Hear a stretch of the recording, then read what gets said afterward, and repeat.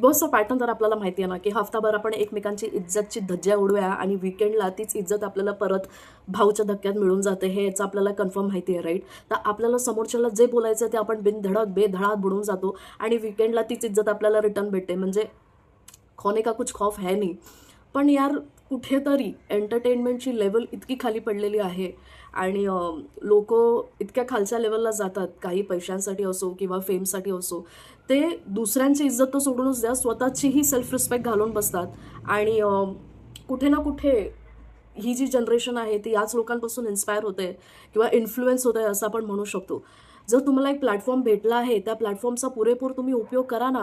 मी असं म्हणत नाही की तुम्ही चांगलंच पोर्ट्रे करा स्वतःला, पण ॲटलिस्ट असं काही दाखवायचा प्रयत्न करा ज्याच्याने काही ना काही लोकं जे ॲक्च्युली खूप स्ट्रगल करत आहेत किंवा खूप त्रासातून जात आहेत, ते तुम्हाला बघून मोटिवेट होतील किंवा एक दिवस अजून जगण्याचा विचार करतील, है ना?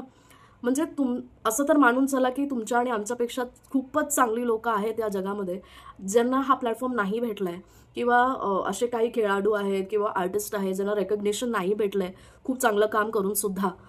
तर अशा लोकांना का सपोर्ट करत नाही टेलिव्हिजन, हा माझा प्रश्न आहे सगळ्यांना. म्हणजे ज्यांना ॲक्च्युली गरज आहे, असे खूप खेळाडू, स्पोर्ट्स पर्सन्स आहेत किंवा असे खूप सारे आर्टिस्ट आहेत, ॲक्टर्स आहेत, इन्फ्लुएन्सर्स आहेत, ज्यांना बॅकअप किंवा सपोर्ट असं काहीच नाही आहे.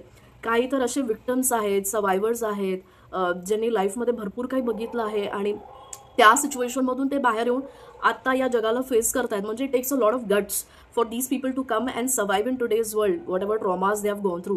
ह्यांना इथे लांडग्याच्या खेळात लांडगा भेटला नाही किंवा लांडग्याचे प्रश्नाची उत्तरं देता आली नाही किंवा एक टास्क करता आला नाही, तर हे लाईफ गिवअप करतात. माझं स्वप्न हे ते करून ढसाढसा रडायला लागतात. अरे तुम्हाला या सिच्युएशनमध्ये जर आम्ही टाकलं तर तुम्ही काय कराल रे? काय कराल? म्हणजे इतकं काही लोकांनी बघितलेलं आहे त्यांच्या आयुष्यामध्ये, तरी ते आज हसत खेळत सगळ्या गोष्टीला सामोरे जातात. आणि तुम्ही इथे थोडंसं राशन जरी कमी झालं तर तुम्ही सगळ्यांची आई बहीण काढता, गाव काढता, लँग्वेज काढता आणि शोही जिंकता. असो.